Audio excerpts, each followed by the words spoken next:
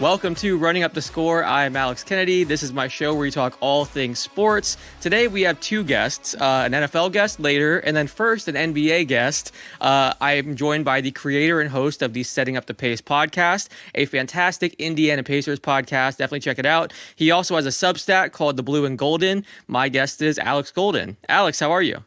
Hey, I'm doing good, Alex. How are you, man?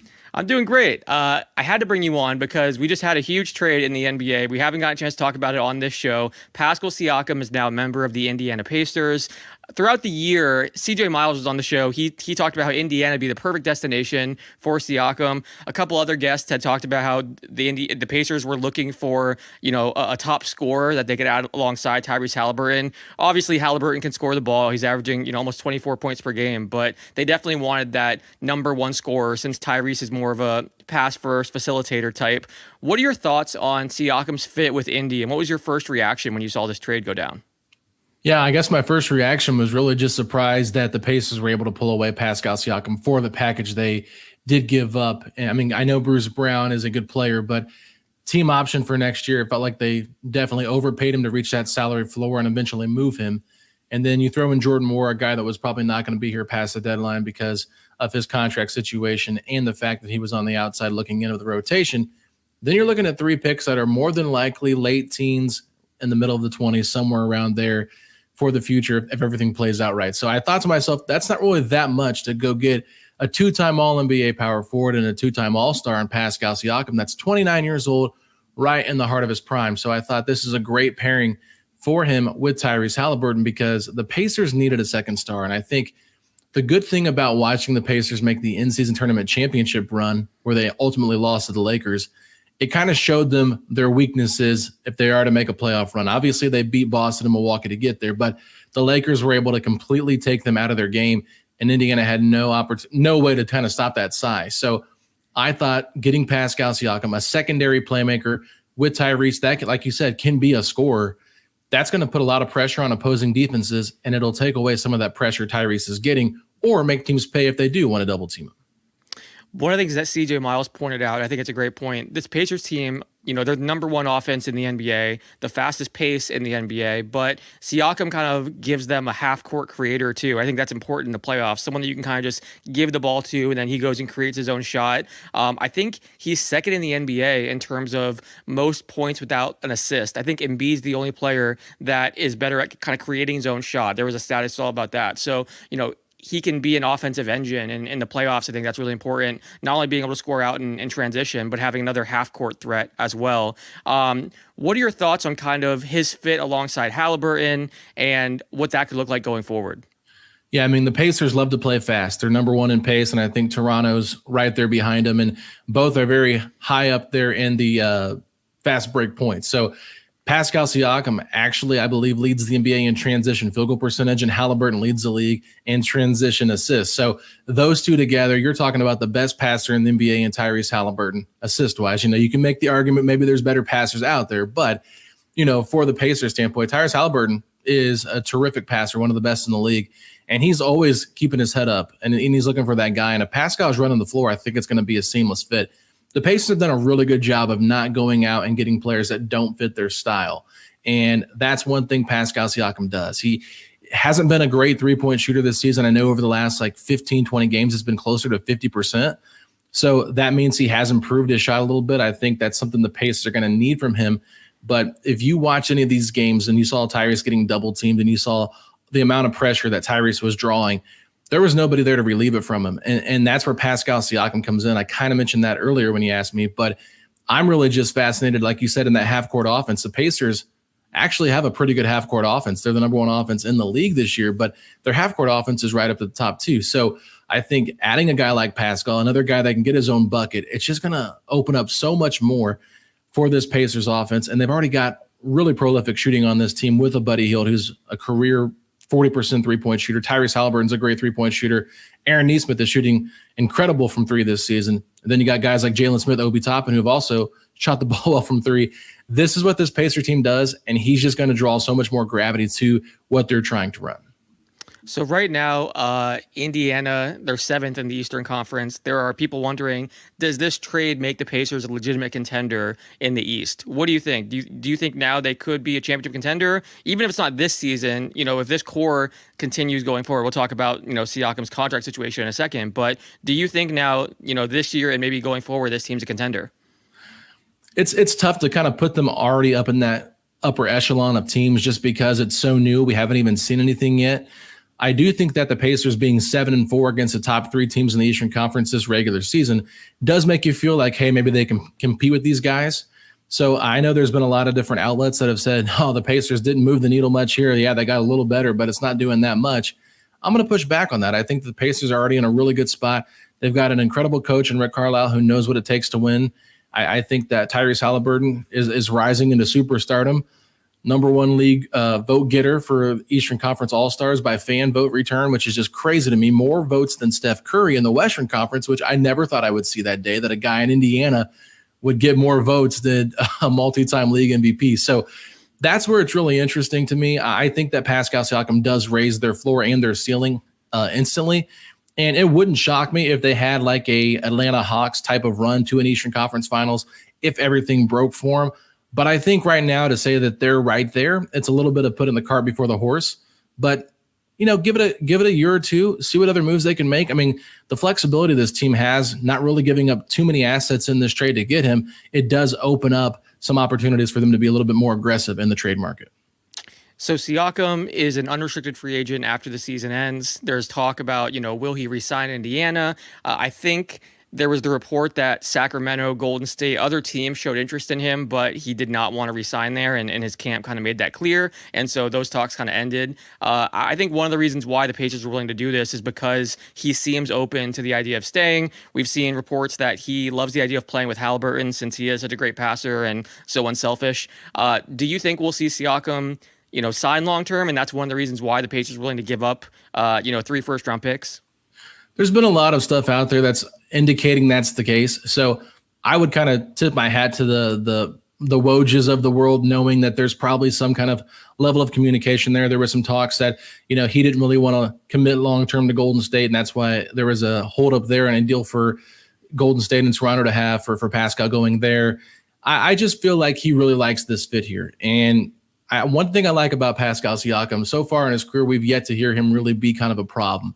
He just kind of comes to work and does his job, and he doesn't really care about going to the media and really getting involved in kind of these, oh, I want out, that type of thing. He wanted to be in Toronto. That's the whole thing. He wanted to sign a 5-year max deal with them and kind of finish out his career in Toronto, but they probably made the right move in moving off of him because they were in a different spot with where their roster is heading. But I think that Pascal coming to Indiana, there's a lot of different options here with what the Pacers can give him, but they can give him more money than anybody else can in the NBA, and I think that's what it's going to come down to. I do think there will be some negotiations. I would be kind of shocked if he gets a max, but we'll see exactly what those numbers equal out to. I think that Indiana is banking on themselves and the fact that Tyrese Haliburton makes this such a fun place to play that he's going to want to stay here. So there's been question marks about that, and they're understandable, but for me, I feel like it's more than likely he does re-sign here. I would be absolutely shocked if he leaves in free agency. Yeah, it seems like that's the case based on the reports. There was also a report from Woj that Indiana could attract a third star, that now with Siakam and Haliburton there. And again, I think a lot of guys do want to play with a Haliburton type. Not only, and I guess specifically Tyrese Haliburton, because not only the way he plays and, setting others up, but he also seems like a great guy and is friends with tons of players around the league. So it wouldn't surprise me if now other players are interested in going there, and potentially they could even land a third star where, they re-sign Siakam and, you have a really nice core of Haliburton, Siakam, Miles Turner, a great supporting cast, great coach. Do you think we could see a third star potentially go join those guys in Indiana just because the foundation is kind of set? Well, they say in the show business, stay tuned, right? So I'm kind of just waiting. I don't want to get myself too excited because this is the first time we've seen the Pacers really trade for an all-star in several years. I mean, you have to go back to when they acquired Chris Mullin via trade back in like 99, something like that, when they were actually trading for an all-star. It was probably 97, excuse me. But yeah, it's just one of those things. We haven't really seen the Pacers do that very often. And so the fact that Tyrese Haliburton has kind of changed the culture of this team, he's a pass-first guy, like you mentioned earlier, that is going to be really attractive to upcoming free agents and guys that are maybe looking to get out in a trade. And so the Pacers have a lot of assets. They didn't, give up too much to get Pascal Siakam, an expiring guy. There was rumors out there that the Pacers and or Paul George and Tyrese Haliburton had even talked about maybe teaming up together in the offseason. I think that's probably unlikely to happen now that Kawhi Leonard re-upped in Los Angeles with the Clippers, but you just never know. I think that the league is always moving and there's always somebody unhappy. And could the Pacers be that attractive spot? Absolutely. I think Tyrese Haliburton will definitely do that. And if him and Pascal have really good success, I think that only helps make the Indiana Pacers more of a desirable location because of the fact that, that worked together. Tyrese was willing to work with him, take a backseat potentially to let him be more of a scorer. I think that there's a lot of ways to look at it, but Haliburton's just a super fun guy to play with, and he loves playing the game a certain way that a lot of teams don't. And more younger players, I think, enjoy that style of basketball Indiana's playing. Yeah, that's one of the things I think this front office, when they acquired Haliburton, they saw that, if he not only seeing that he could become a superstar player, but that his style of play would potentially attract other players. And that's tough to do. I mean, you mentioned Indiana, not only have they not traded for stars, but as far as being like a free agency destination, that's really hasn't been the case. They've been a team that has to kind of build through the draft. And to be able to have a guy like Haliburton that could now attract those players is huge for them. And I know when I interviewed Chad Buchanan and Kevin Pritchard like a year ago about Haliburton, Chad had the great quote saying, we see him as like our next Reggie Miller. We're going to have a mural downtown of him someday. Like he is our franchise going forward. Talked about how just important he was, not only on the floor, but as far as the culture, everything's built around Haliburton. And I give them credit for kind of recognizing what he could become and then also the impact that he could have as far as recruiting and guys wanting to play with him. Having a guy like Haliburton, now the Siakam trade is huge news. What's the reaction in Indiana amongst Pacers fans? Because I feel like this has to be the most excited that Pacers fans have been in quite some time. It is definitely the most excited I've seen this fan base be in a very long time. Everybody was, super excited about Haliburton, but I don't think people really knew who he was when he came from Sacramento to Indiana. I think it was all like, oh yeah, this nice guy that's on a rookie deal, second year, is having pretty good numbers. We traded Sabonis. That was tough because he was an all-star. But I think people were excited for change. And then when they saw Haliburton play for the very first time, they were mesmerized. And as he's just ascended the last couple of years, it's just been this continual love for Tyrese Haliburton. And then the fact that, he's able to get a guy like Pascal Siakam to want to be here. The fact that a guy like Pascal Siakam said, I'd rather play in Indiana than Golden State. I'm more likely wanting to come here and get a long-term deal done. That speaks volumes to where this Pacers team is going. And Tyrese Haliburton has definitely been the reason why everything has changed. And Chad Buchanan's spot on talking about a mural in Indiana because there's a huge one of Reggie Miller down there that's gorgeous.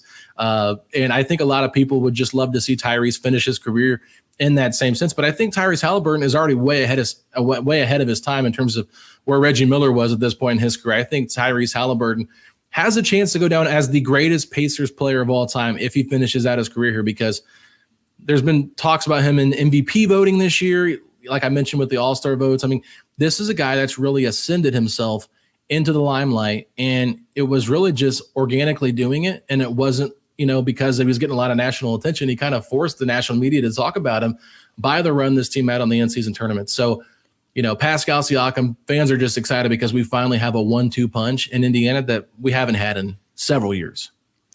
So we talked about just the team is 7th in the Eastern Conference. Right now they're 23-17, number 1 offense, number 1 in pace. They are 26th in defense. But can you kind of talk about the success the team has had, especially you mentioned the in-season tournament. I think that was kind of like a coming out party for this team where maybe a lot of fans nationally that hadn't got a chance to watch them much, got to kind of see them on the big stage and were really impressed with not only Haliburton, but just the lot of the team. What's worked well for this team so far, and what are your thoughts on what we've seen from them, to this point in the season? Yeah, if you go back and look, the last 12 games, the Pacers made a starting lineup change. They put Obi Toppin on the bench and Buddy Hield on the bench, and they started Jalen Smith, who is more naturally a center at power forward, and Aaron Nesmith, and they've gone 9-3 since changing the starting 5. Before that, they had fallen to 500 after the in-season tournament. They went on this big losing skid, and everything seemed to be falling apart. And right now, the defense, 27th in the NBA with 119.5 rating as we're recording this on a Thursday night. But since that starting 5 change, they've jumped up to 15th with 115.6 defensive rating. So maybe that's where a Pascal Siakam can come in here and really help shore up the defense, give you some more length and a bit of a more defensive-minded presence than a guy like Obi Toppin, who is not really known for his defense. And you talk about Neesmith coming in for Buddy Hield. Buddy Hield's a great shooter, but Buddy Hield is not a great defender. And that is what Aaron Neesmith has done really well this year. And with both those guys shooting at a high clip, it's really changed things for them. Their offense has taken a bit of a dip in terms of where they rank, because they are still first in the league since all season long. But since the change, they've fallen down to 6, which isn't a crazy jump, but it's still, you can kind of see where they've given up a little bit of offense to get a little bit better defensively, and their numbers have reflected in a better result, 9-3 over the last 12 games. So, yeah, I just think that when you look at this team early on, had a great run to the in-season tournament championship. They beat the Bucs, they beat the Celtics, and I think they beat the Hawks in a crazy game, like 157-152. They beat the Cavaliers. So it wasn't like it was this easy schedule. They had some tough games, and so that really did kind of put them on the map. And then Tyrese Haliburton just leading the league in assists, showing everybody what he can do and putting this team on the map. But you talked about it. It's not just him. Miles Turner having a really good year. I think last year he really kind of broke out with Haliburton. Benedict Mathurin, he's been a name that everyone's been keeping an eye on. And he kind of struggled early on as a starter next to Tyrese, but once they made that change to bring him off the bench and play more minutes with TJ McConnell, it's allowed him kind of be that focal point of the bench like he was last year. And I think he's thrived in that a little bit better. I'm still kind of curious how that duo works moving forward, because it seems a little clunky right now, Alex, if I'm going to be honest with you. The shooting has gotten much better from Ben Mathurin. Halliburton's talked about it in press conferences. Like, we've told Ben to work on his catch and shoot threes, be a lot quicker than he has been, because he's more of a guy that catches the ball, surveys the field, and then drives to the basket, or he'll shoot after that. But they want him to be a little bit quicker with his decisions. And I think defensively, he's had to take growth as well. So Ben Mathurin's a big name to keep an eye on, just because if he does kind of ascend into who they think he can be, that could be your third star right there. But it's a little bit too early to say that, because he's been too inconsistent. Sure. Halliburton's only 23 years old too. That's one of the crazy things. Yeah. Like, you look at how well he's playing right now, and you could argue that he's in his prime, but it's possible we see him take another step forward, as he kind of gets older. What are your thoughts on kind of not only what he's shown so far in terms of his development, but what his ceiling long-term could be, or if he has remaining untapped potential? Yeah, that's a great question. I mean, if you look at when he first came to Indiana, he was so pass first and really wasn't looking for a shot. Now, this past season and a half, he's really been looking for a shot a little bit more, hunting for it. And you're seeing those crazy threes that he shoots from 30, 35 feet away, and he just cashes them. He's so long that he can kind of slither through the lane and get to the rim quicker than you realize. And I've loved the fact that he's developed a little bit more of a mid-range jumper. One thing that we didn't really see from Tyrese was that mid-range game. And I know Rick Carlisle at one point referred to the mid-range as jail, because Chris Duarte told the media that, like, I can't shoot the mid-range, it's jail. And so everybody kind of laughed about it. But with the way that they're defending Tyrese now, playing him so tight, if teams are on drop and they're not letting him get to the rim, he'll just pull up from 15, 18 feet and knock down that jumper too. So it's definitely just slowly adding more things to his game. I think the one area he probably could add a little bit more to is just getting a little bit stronger, because we've seen 2 injuries now kind of hurt him pretty badly. And I know he plays a faster pace, but if he could get a little bit stronger, I think that would help him absorb contact when he does drive to the rim, maybe get some more foul calls. And I think that, unfortunately, there is such a thing called as a star whistle, a superstar whistle. And he hasn't really got that yet. And a lot of times I think it's because he doesn't really absorb that contact when he goes into the rim. But if he can continue to kind of get some more muscle on the upper part of his body, because he talked about working out was not something he did a whole lot of. He didn't lift that much, but the Pacers have kind of made that a requirement for him to lift more. And I think that if he can just get stronger, both upper body and lower body, I think it's just going to help him get better. So talking about a ceiling though, Alex, I don't know. I'm curious your thoughts on what you think his ceiling could be, but I think there's a legit ceiling that he could be the best point guard in the NBA. That's what I was going to say. Yeah, I think, when you look at just how quickly he's ascended and just how young he is still and just how talented he is, I also get the sense that he's a super hard worker, and he's constantly working on his game in the offseason, during the season. I know the big step for him, and I wrote about this, in that article I mentioned a year ago, was, like you said, being more aggressive and taking more shots, because for a long time he just did not want to shoot. And his agent, his trainer, the coaching staff, they were really pushing him. They said there was a great story that before every single game, his agent and trainer would text him 14, because because they had a certain stat, basically, that when he shot 14 attempts per game, the team was so much better. His stats were crazy. And so every game, it was like 14 attempts. You need to get 14 attempts. And it was hard for him because he does want to make the right play and try to get his teammates involved, and he doesn't think to look to shoot. This year, that's been different. He's been more aggressive, and the field goal attempts have been there. And one of the things that he said during the interview with me was that he had been like watching film of Michael Jordan and Kobe Bryant, and he's like, I need to become more of an asshole. And I thought that was really funny. But he was basically saying, like, I want to have that kind of ability to just take over a game, put up shots, and not feel bad about it. And I love that. He basically was saying, I'm starting to realize that sometimes when you are the number one option and the superstar or the star player, a shot from you, even if there's a better shot maybe on the floor, you do have to take those shots. And so I think that's been a big step for him now. Obviously, still a great passer, maybe the best passer in the league, as you said, and great at getting his teammates involved, but also can take over games and score the ball when needed. And I think he's only going to get better as a scorer too, the more he kind of works on it and gets comfortable. So yeah, I think best point guard in the league is definitely a possibility. I think he's close to that already. And I think, MVP candidate is legitimate. We're starting to hear some of that buzz this year with how he's been playing, but I think, in the next couple of years, I wouldn't surprise if that only gets louder and there's even more buzz surrounding, an MVP type season for him. That definitely seems possible in my opinion. And then, greatest pacer of all time too. That definitely seems possible just with what he's already accomplished. It sounds crazy. Those are really, really, wild accolades or expectations. But again, the guy is playing extremely well at 23 years old. And then you talk about like the impact off the floor too. One of the things that Chad Buchanan told me was he's the only player that he's ever, been around where it's not even just what he provides on the court. He was like, he's such a difference in terms of culture and energy every single day. Even if he couldn't contribute on the floor at all, we'd find a role for him in the organization, whether that's as a player development guy, a front office guy, a coach. He's like, you just want that guy in your building every single day. And so you talk about the off-court impact too, day to day and potentially attracting star players. His impact is just crazy. So yeah, I don't think it's wild to kind of throw some of those things out there and think he could potentially reach that someday. Last question for you. We talked about, attracting a third star and stuff like that, which is definitely me getting way ahead of myself, by the way. But if you look at this season, are there any other moves you'd like to see the Pacers make, or certain types of players you think that, could help this roster kind of take the next step?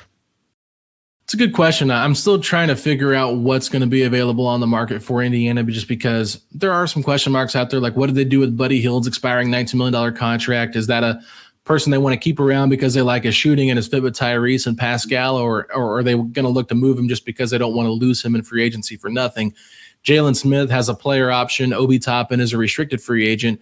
Could those guys end up leaving the Pacers too in the offseason? Is that something you do? I mean, I think they're going to look to see what's available. Off the top of my head, there's nothing really that's sticking out to me. One thing I will keep an eye on, though, and I think some fans might already kind of feel this way in Pacer Nation, but if Gordon Hayward does legitimately become a buyout candidate with the Charlotte Hornets, I think that's a name to keep an eye on, only because there's been talks about him wanting to go to Indiana before he signed that big deal with Charlotte. And there was a talk about a sign and trade with him in Boston, where Miles Turner would go back to Boston, and Aaron Holiday was involved in that trade, but the Celtics refused to do it. They didn't want to. They were trying to call Hayward's bluff, and all that stuff went down. So he goes to Charlotte. They had the money outright, and they got the deal done. So could he come back where he grew up from and kind of be that piece off the bench? That's something to keep an eye on. But if they were to make a trade, I threw this out on our podcast the other day, and it's Bogdan Bogdanović with the Atlanta Hawks. If they're really going into kind of a rebuild here, reset, is that a name that makes sense to maybe bring in as your sixth man off the bench? Do you look to trade Buddy Hield for him because he's got that really nice contract lined up, and I think it's descending in terms of the amount per year too. So I think it's around $18 million this year. If the Pacers could get someone like that, that's I think the leading scorer off the bench this year, around 17 points a game, that's got to be significant. I don't know if Atlanta would be willing to move him, but I at least would be calling just to see, hey, could I maybe give them a Buddy Hield and a young piece and a Jalen Smith or an Obi Toppin and get a Bogdanović, or do I need to give away some kind of pick swap or something to see if that's a possibility? But I wouldn't be breaking the bank if I'm the Pacers at this point, trying to win right now. I would kind of just keep your people close to you, keep that group that you have together that's played so well. And then if there's a deal that presents itself in the offseason, maybe you are a little bit more aggressive then. Yeah, I like both of those names a lot. I think that makes a lot of sense. And other than that, I think unless there's a great deal that you kind of have to jump on, I agree with you. I'd kind of stand pat if I'm the Pacers. Well, what a year for Indiana, man. I mean, this huge trade, Halliburton's breakout, All-Star weekend coming. Very fun time to be a Pacers fan and to be in Indiana. Thank you so much for joining me. I really appreciate it. I appreciate you having me on, Alex. Thanks.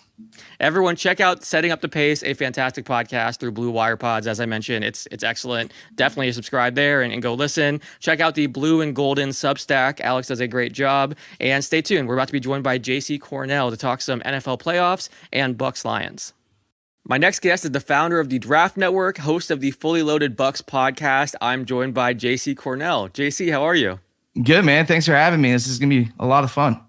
What a fun week. I mean, I didn't see that win coming. I knew Philly had been struggling. We talked about it on the podcast, but the Bucs had kind of limped into the playoff as well with 2 off games against New Orleans and Carolina, but then they absolutely dominated. That was a masterclass by Todd Bowles, someone that I had been very critical of, for the game planning, some of the mistakes. I was talking about his clock management issues and wondering if he was the guy going forward, but obviously his job is secure now. I mean, that was fantastic.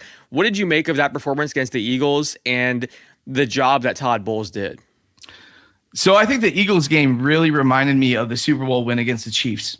When Todd Bowles gets another chance at a team in the same season, he tends to scheme up a defensive game plan that always works. So as you know, we were beat by the Eagles pretty badly. Not too bad, but Bowles was kind of exposed there. And then he comes, game plans, and delivers. Like sometimes they're lining 6 guys up on the line. Like he was really confusing them. And, hopefully he'll do the same thing with the Lions. Yeah, I think the fact that we played the Lions earlier in the year, lost to them, the game was 20-6, but I think it was a closer game than the score indicates. There were a number of opportunities the Bucs had, and it was a close game for most of the way. So he has another chance to kind of, I know Antoine Winfield's calling it the revenge tour. They have another chance to kind of get some revenge. But before we move on to the Lions game, I'm curious, how much of that dominance was the Bucs looking great versus the Eagles just looking awful? Because it seemed like they couldn't tackle anyone.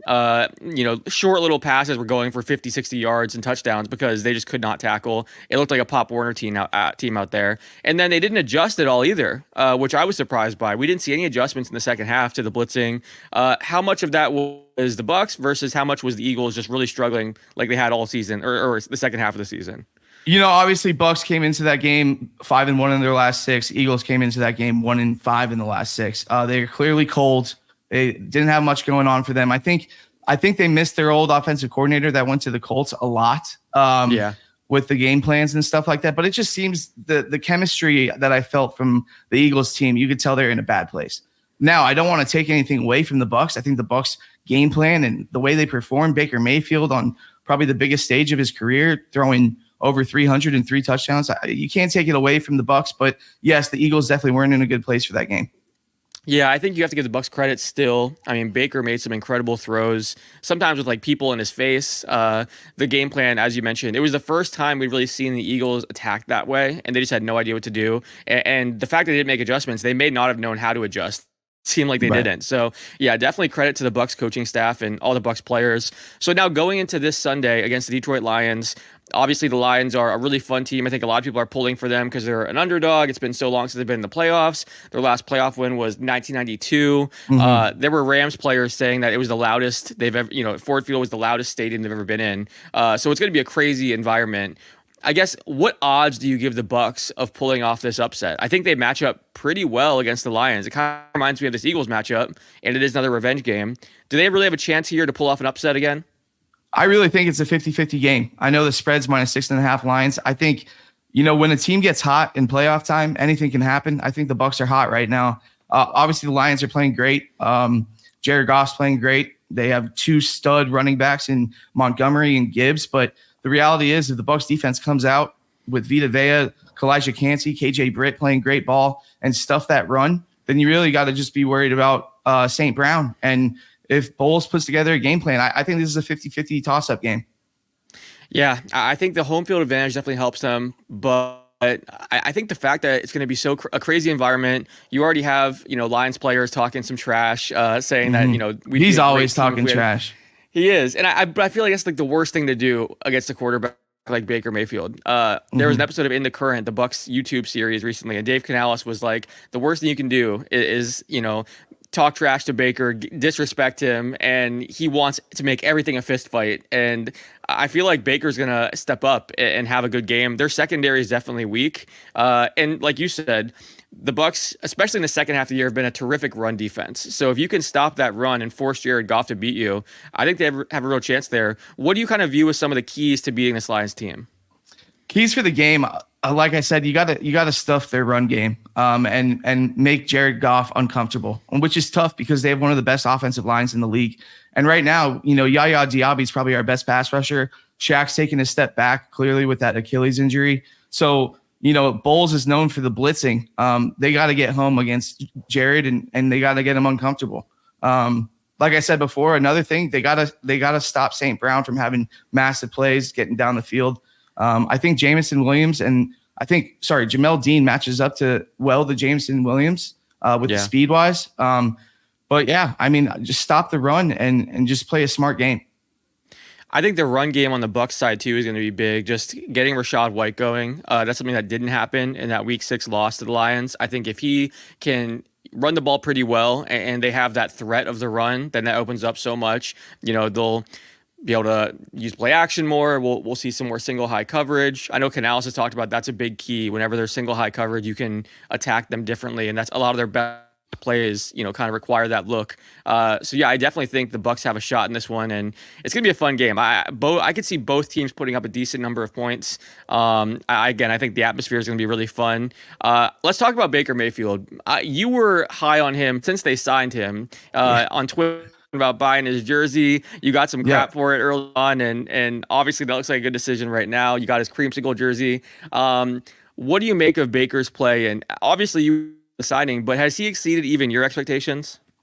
I think he's exceeded everyone's expectations. I think he's always had the potential going back to his days at Oklahoma. The guy can make every throw. I mean, there's no throw he cannot make. I think he got trashed on the Browns by OBJ's dad a little bit. I think he's proven the naysayers that say he can't hit his wide receiver one. Well, he's clearly had an amazing connection with Mike Evans. And I think he's really earned himself a long-term extension and a lot of money.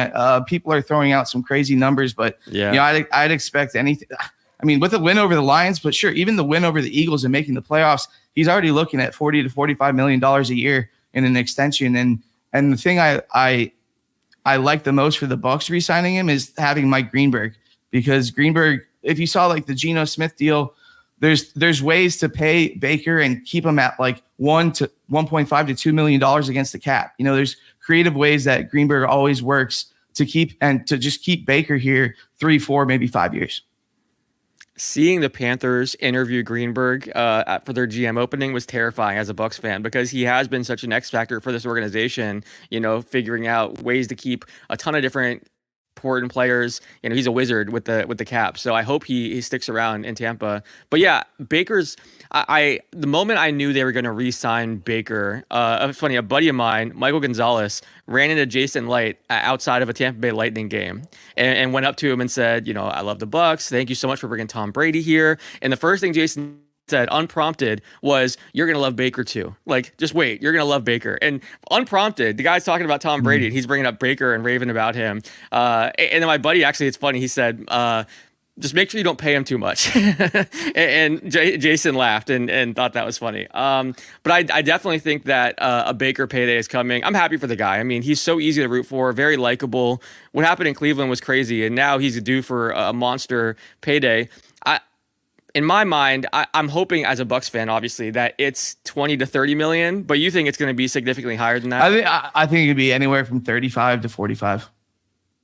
But what I did want to say was, really quick, with Greenberg, I'm pretty close with Greeny.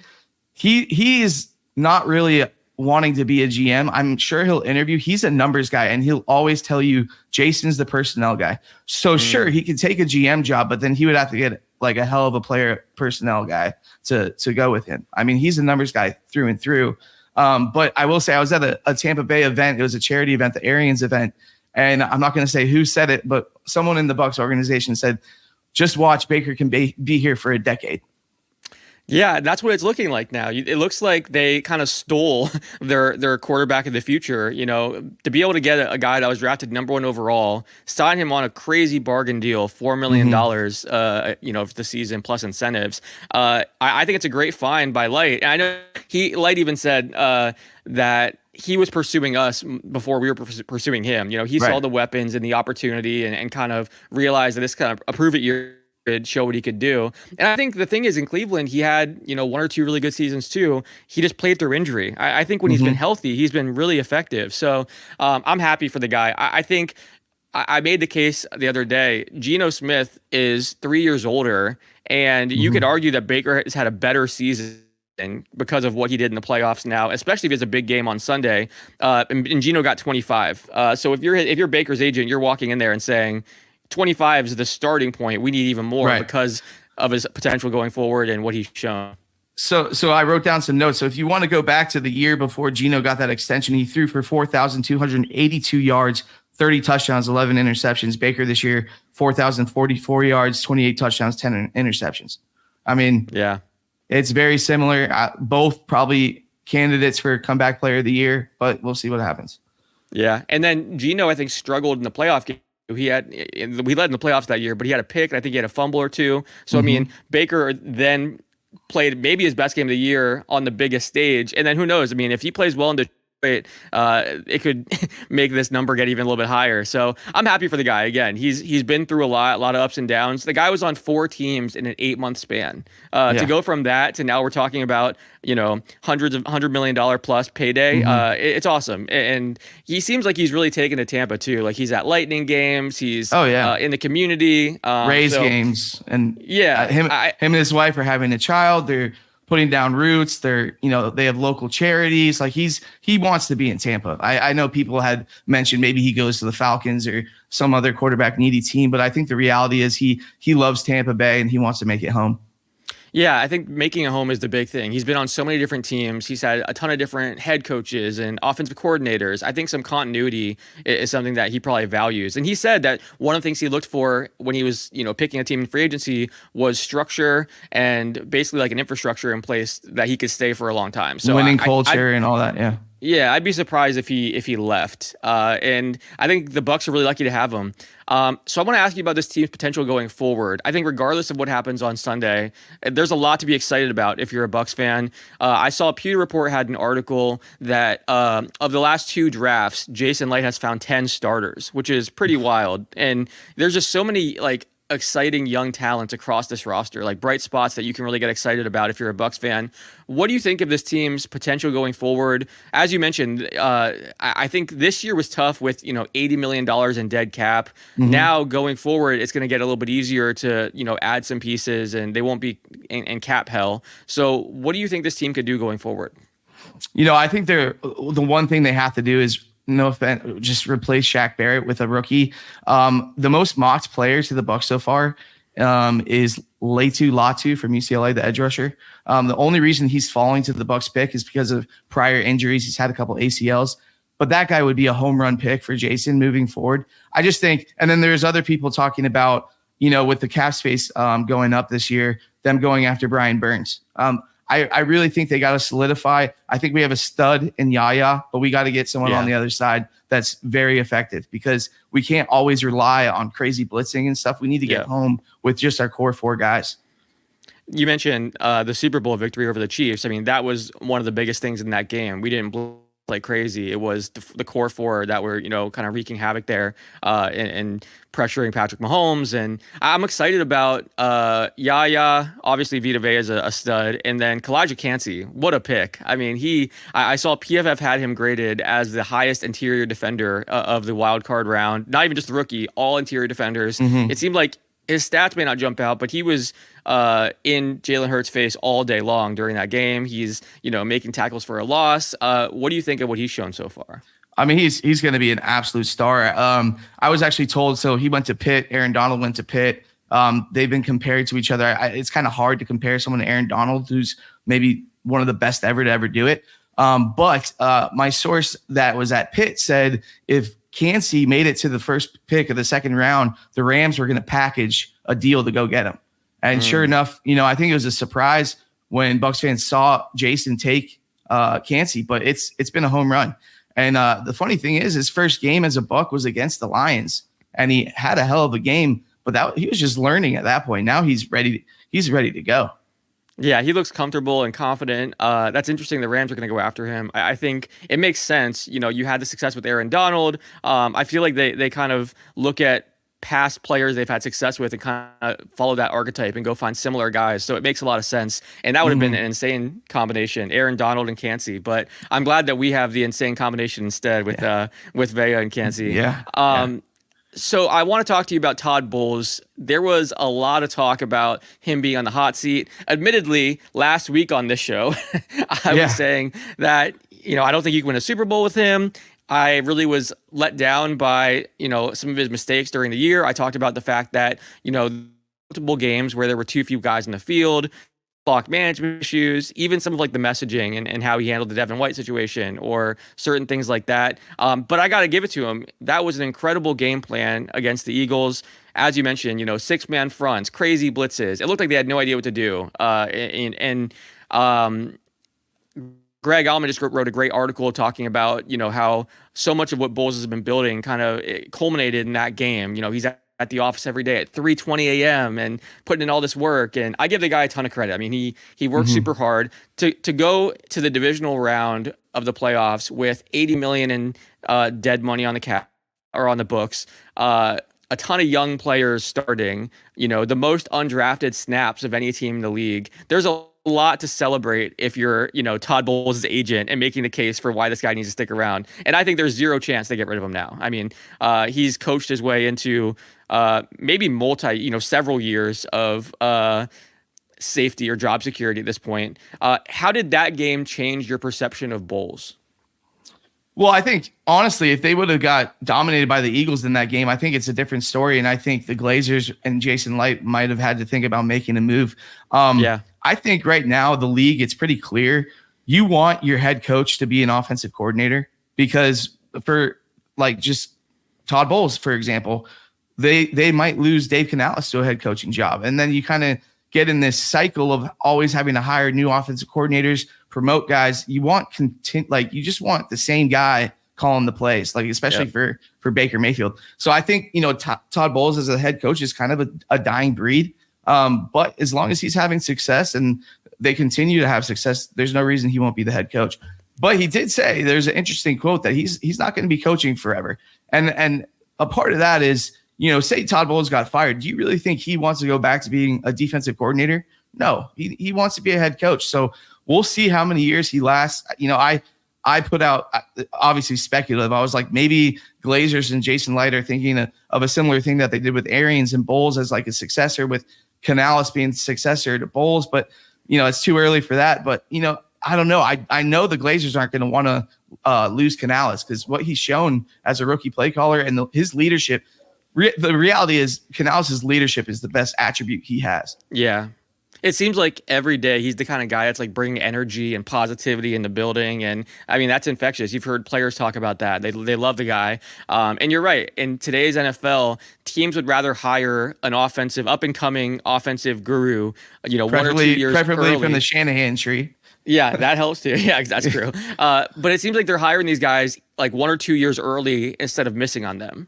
So if you're a guy like Canales, even though you're a first-time play caller, he's getting these interviews or, one so far with the Panthers. But if they have a great game again on Sunday, and he did it, twice in the playoffs, then all of a sudden his stock is going to be really hot. I think it helps the fact that there's so many great head coaching candidates out there right now that he'd have to beat out some really, big names to get a head coaching job. But yeah, I think you're right. A lot of teams want that offensive-minded head coach for that reason. And yeah, maybe there is a succession plan there, like we saw with New England too, with Jared Mayo. Maybe they can work something out where it's like, hey, Canales, you stay here, we'll pay you well, and eventually you'll be the successor to Todd Bowles. Because yeah, I think the quote was, he's in his 60s, and he said, I'm not going to do this when I'm 70, and I don't know how many more years I have left. And it was in reference to him talking about going to the a facility every day at 3:30 a.m. and how, it's not really sustainable, especially for someone in their 60s.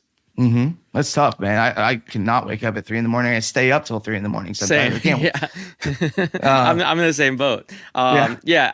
I'm curious to see how much longer he coaches, and maybe Canales is the answer long term. But I want to ask you this: what is your Super Bowl pick as of right now? I'm on the record on this show picking Niners over Ravens. I would love to see the Bucs have some Cinderella story and go on a Super Bowl, but I think this Niners team is pretty legit. What's your Super Bowl pick at the moment? So I would love as a homer to say the Bucs are winning the Super Bowl, but we'll be realistic. I think there's two teams in the AFC. Obviously, the Ravens are playing such good football, and that would probably be my pick. My dark horse for the AFC to go to the Super Bowl is the Houston Texans.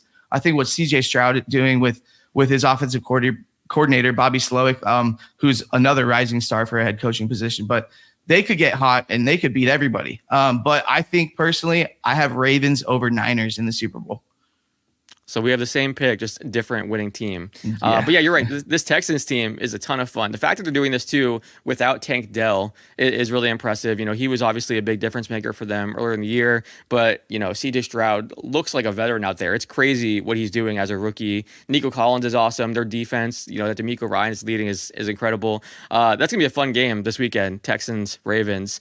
I'm curious, when you look at this Niners team, I saw there was a quote. I think it was a former Raiders executive said that there's 7 great quarterbacks remaining in the playoffs and Brock Purdy.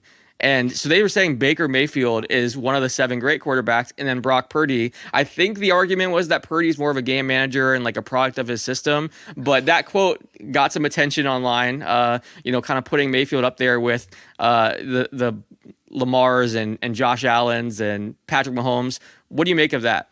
Well, I just think anyone that Shanahan plugs in succeeds. I mean, could you imagine Baker Mayfield on the 49ers playing for Shanahan? He'd be absolutely lighting it up. Probably have a bigger season than he did this year with the Bucs. I just think Shanahan's just obviously an offensive genius, and he knows how to scheme guys into success. I said the same thing. It was posted in a group chat I'm in. And I was like, put Baker in that offense, and he's putting up monster numbers. Purdy, I do give him credit. He doesn't make a ton of mistakes. I think that's probably his best attribute there and why Shanahan likes him. But when you look at this Niners team, what is so dangerous? I guess to me they're very well rounded. They can kind of do it on both ends of the ball. But what stands out to you about this Niners team? I mean, obviously Christian McCaffrey, who's best running back in the NFL and can basically play wide receiver if he wanted to. But yeah. I think the biggest thing with the Niners is Nick Bosa and Chase Young. That's terrifying. I mean, having those two edge guys you just will dominate games. Yeah, no, it's fair. Yeah, if they're not dominating offensively, they're definitely going to do it defensively. So that's the thing. No matter which side's having an off day, the other one can kind of pick up the slack. Last question for you. There's rumors that Bill Belichick might go to Atlanta. He's had 2 interviews now as a NFC South opponent and rival. What are your thoughts on that? And do you think that would be a good move for the Falcons? I wouldn't hire Belichick. I mean, I'm not scared of Belichick going to the Falcons. I think he's one of the greatest coaches of all time. I think Andy Reid's right up there with him, but I just think, I don't know, man, he might be past his time. Tom Brady, I'm not saying Tom Brady carried his career, but I mean, Tom Brady made a pretty big statement when he left the Patriots and won one with the Buccaneers. And I think there's some leaked quotes from Robert Kraft saying how Bill said Tom was done, and he goes and wins an effing Super Bowl. Wow. Yeah.